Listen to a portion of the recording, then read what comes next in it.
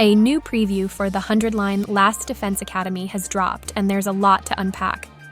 If you weren't sold on the game yet, this preview might just change your mind. It dives deep into the characters' fates and hints at what might really be happening in the story. We also get a closer look at some characters we haven't seen before but we're curious about.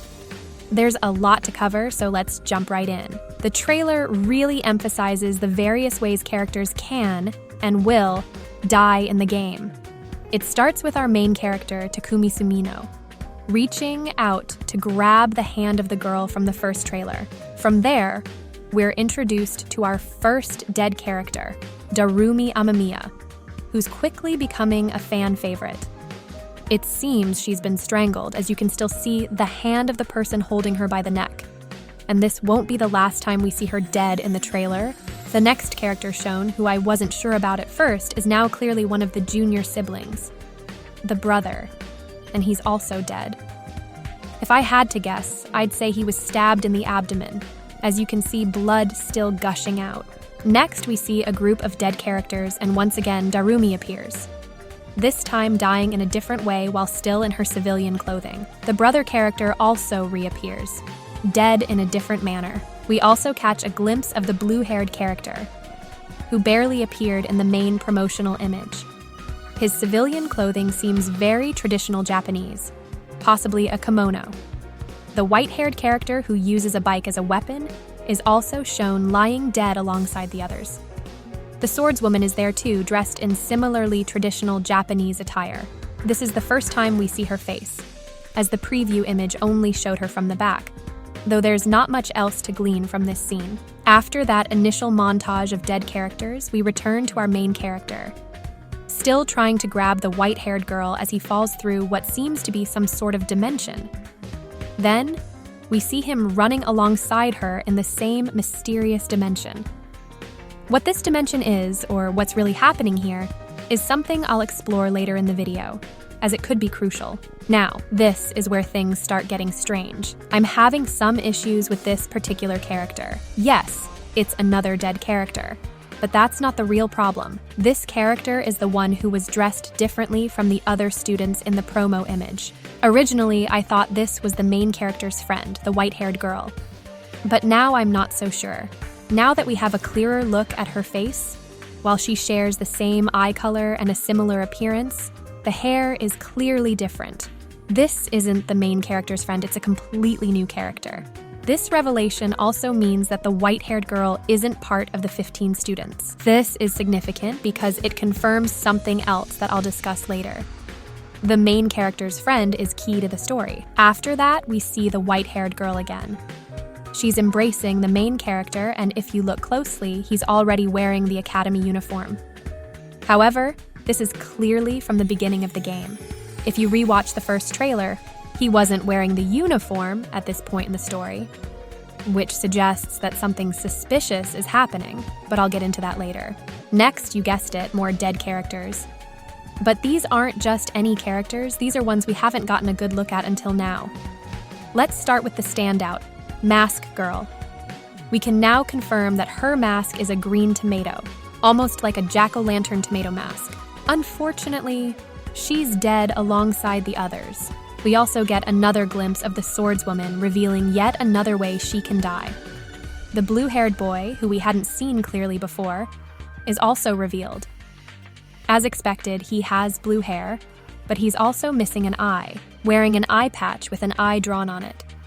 As for what weapons he and Mask Girl use, that remains a mystery. After that, we get a scene that appears to show someone being killed, but we don't know who it is or who is doing the killing.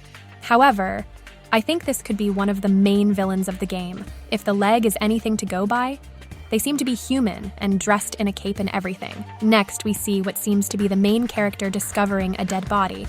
The body of a glasses-wearing boy. Unfortunately, we don't have a name for him yet, but we do know his weapon is a scythe. Now, this part is something I've been waiting for because it reveals the face, or at least part of it, of a character I was really curious about. I'm talking about the big girl here. Initially, I wondered if she was a normal character or one of those goofy characters that Kodaka likes to create. Well, it turns out she's a normal character. Her face looks like any of the other students. so now I'm more interested in seeing her full design. Now, there are some interesting things happening here. First, unlike the others who die, she seems to be alive, but it appears that her body is being taken over by something or someone. Another thing you'll notice is that she's wearing that odd headgear that the boy from the Nintendo Direct was wearing. This makes me think that whatever this thing is, it could be plot-related, and everyone might eventually get one, or be forced to wear it as a way to control them. After that, we see the swordswoman once again, dead in her civilian clothing. So far in this trailer, we've seen 3 different ways she can die, adding more legitimacy to the idea that the game has 100 ending. Her body color really makes me think she's been dead for a long time. Because the color seems off, I'm not sure what the cause could be, but the color reminds me of a zombie or something similar. Next, we return to the main character as he's falling through what appears to be events that will either happen or have already happened. I'll dive deeper into this at the end of the video. Back to the dead characters. The next scene focuses on the siblings, who seem to have died together while holding hands. Moments like this make me wonder about the nature of their sibling relationship. They seem really close, perhaps a little too close, but who knows? After more scenes of the main character falling, we see another victim. This time, it's the darker-skinned girl whose name we still don't know. I'll just refer to her as Cap Girl for now. It's unclear if she's even dead in this image since there's no visible blood, but she might be hanging by the neck, though I don't see any rope. She almost looks like a zombie here, similar to how the swordswoman appeared in one of her death scenes. Her skin color even looks slightly off. Their last image shows the boy from the Nintendo Direct trailer, the one wielding the minigun. Interestingly, he's not wearing the odd headgear from the trailer, but he still has that red mark on his forehead, making me think it's something he had before the headgear was put on him. We also see what appears to be an X-shaped slash on his chest, which is likely the cause of his death. Additionally, we get a clearer look at his boots, which have 2 spikes, whereas the female ones have just 1 spike at the back. So yeah, that's pretty much the trailer. I have to say, it convinced me to give this game a try. It looks awesome so far. With that out of the way, we can finally dive into the scenes of the main character falling and try to figure out what's happening. To me, it's clear that some form of time travel, or time rewind, is taking place in the game, and it's likely tied to the main character's abilities. He can manipulate time somehow, and he's using this power to try and save his friend, the white-haired girl. The imagery in this trailer strongly suggests that time manipulation is a central part of the plot.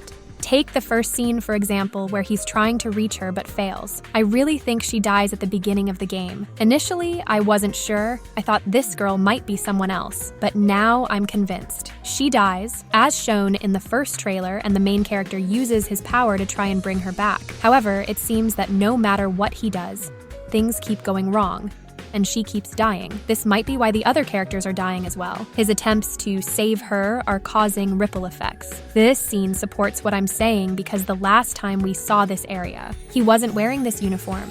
He was in his civilian clothes, but now he's in the academy uniform. This suggests that he's traveled back to this moment to try and save her from what happened that day. You can even see that she seems surprised by his uniform, especially the glowing thing on his chest, because the last time she saw him, he didn't look like that. As we move forward in the video, we see more evidence that she is the key, the central person he's trying to save. She's present in different events with the main character, and we even catch a glimpse of a new character we haven't seen before. What is their relationship?